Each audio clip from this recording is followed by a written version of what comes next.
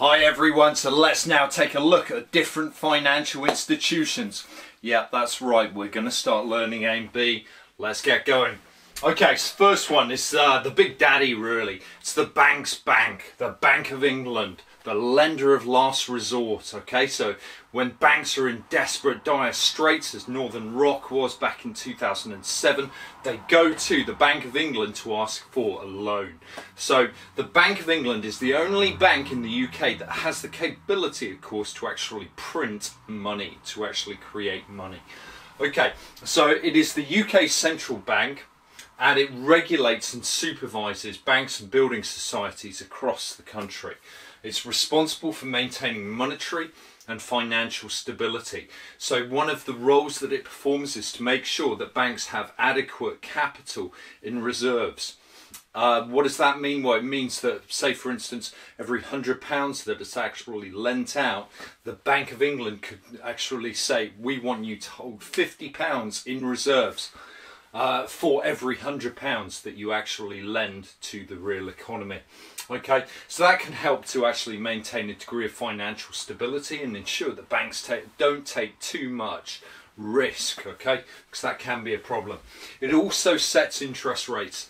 The Bank of England's Monetary Policy Committee meets each month, and they will determine what the base rate should be for the UK economy. Right now, in May 2018, we've got a 0.5% base rate. That is so low. If you actually just look at the historical rate, you'll see just how low that really is. So it's also got that facility to actually issue legal tender, of course, okay, that it can create money, create UK pounds. Okay, then moving on, let's have a look at banks. Now, banks are owned by shareholders and run for profit. I often get asked what is the difference between banks and building societies, and this really is it.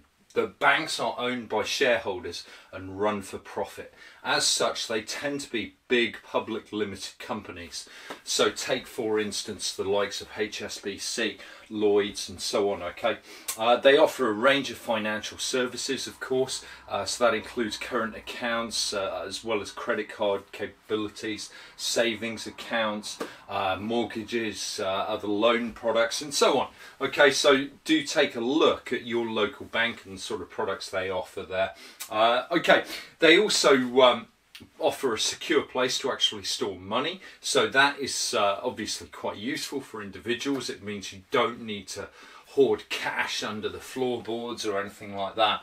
Okay, and it also pays interest on credit balances, so banks will offer interest on credit balances when it comes down to individuals actually having positive bank deposits.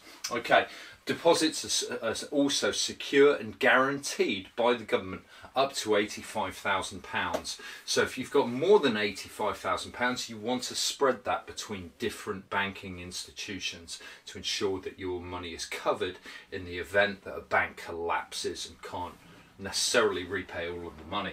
Okay, now they may charge high rates, however, and the reason they do this, of course, is to satisfy these shareholders and to make that profit. Okay, right, so let's move on. Let's contrast banks with building societies up over here. So while we saw shareholders run for profit for banks, we can see owned and run in the interest of members. So when it comes to building societies, this is really all about the members and the fact that they work in the interests of their members. So that's a really important point to be aware of. Okay, they will provide a range of different financial services, but they tend to be a little bit more limited than what is offered in banks. So for instance, building societies won't often offer credit card facilities. Okay, they won't often offer a range of certainly higher risk products that you may find in some banks. Okay, so typical products that can be available include savings accounts, mortgages, and possibly some sort of loan requirement, possibly some sort of current account. It very much depends on the building society itself. there is one building society that does appear to be more like a bank than other building societies, though, and that of course is the Nationwide. Okay, so yeah, moving on, they may offer higher interest rates as well because they're working on behalf of their members. They don't have shareholders, and they don't have that pursuit of profit for those shareholders. Okay, there's likely also to be fewer branches available. Okay, so if you consider, for instance, Yorkshire Building Society, Shipton Building Society, Bath Building Society, there's likely to be fewer branches available. Okay, so that can make access a little bit more difficult. Okay, and they may lack a certain amount of innovation when it comes to actually developing new products and services for customers. Okay, last up in this first part of looking at these different financial institutions is credit unions. Okay, so our local credit union is the Bristol Credit Union, and these really are about financial cooperatives owned and run by members. Okay, so members will deposit money into those credit unions, and then that money is actually available for re-lending, much in the same sort of way that a bank works. But the nicer point regarding credit unions, of course, is that they get to know their members far better than these big commercial banks generally do. Okay, they're not-for-profit organisations, and they can be run at lower costs because they're offering such a small scale, and they're not so interested in profit, of course. So that could mean you could possibly benefit from higher interest on some of the financial services that they actually provide when it comes to savings accounts, for instance.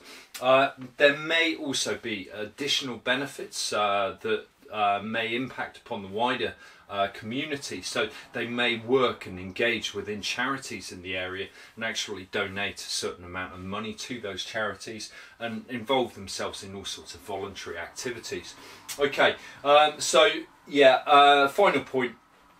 Well, just like we saw with regard to building societies, there could be the fact that there may be a lack of financial innovation in products and services because they don't have that big incentive of going after that big profit.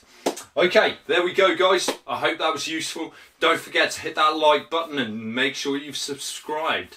All right, thanks, guys.